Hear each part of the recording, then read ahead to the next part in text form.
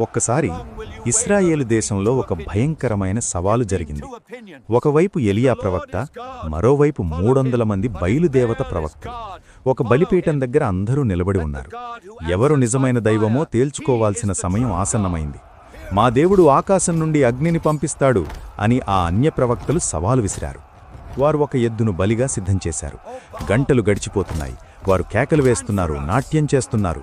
ఓ బయలుదేవత, మాకు ప్రత్యుత్తరం ఇవ్వు అని గొంతు ఎత్తి బిగ్గరగా కేకలు వేశారు. సమయం గడుస్తున్న కొద్దీ వారిలో ఆందోళన పెరిగింది. పిచ్చి పట్టినట్లు తమను తాము కత్తులతో కోసుకుంటున్నారు. రక్తం కారుతోంది. కాని ఆకాశం మౌనంగా ఉంది. ఎటువంటి శబ్దమూ లేదు, ఎటువంటి చలనమూ లేదు. అప్పుడు ఎలియా వారిని చూసి నవ్వుతూ, ఇంకా గట్టిగా అరవండి, బహుశా మీ దేవుడు నిద్రపోతున్నాడేమో, లేక ప్రయాణంలో ఉన్నాడేమో అని ఎగతాళి చేశాడు. ఇక ఇప్పుడు ఎలియా వంతొచ్చింది.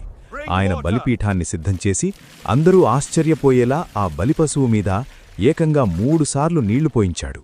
ఆ నీరు బలిపీఠం చుట్టూ నిండిపోయింది. అంతా తడిసి ముద్దయింది. ఎలియా మోకాళ్ళలోని ఎంతో ప్రశాంతంగా ఒక చిన్న ప్రార్థన చేశాడు. యెహోవా, నీవే నిజమైన దైవవని వీరికి తెలియజేయి. అంతే. ఒక్కసారిగా ఆకాశం నుండి మహా అగ్నిజ్వాల దిగివచ్చింది. ఆ అగ్నిదెబ్బకు బలిపశువు కాలిపోయింది. కట్టెలు కాలిపోయాయి. ఆఖరికి అక్కడున్న రాళ్లు, మట్టి కూడా దహించబడ్డాయి. కందకంలో ఉన్న నీరు సైతం ఆవిరైపోయింది. అక్కడున్న ప్రజలందరూ ఆ దృశ్యాన్ని చూసి నిశ్చేష్టులయ్యారు. భయంతో ఉనికిపోతూ నేలమీద పడి, యెహోవాయే నిజమైన దేవుడు, ఆయనే నిజమైన దైవం అని బిగ్గరగా కేకలు వేశారు.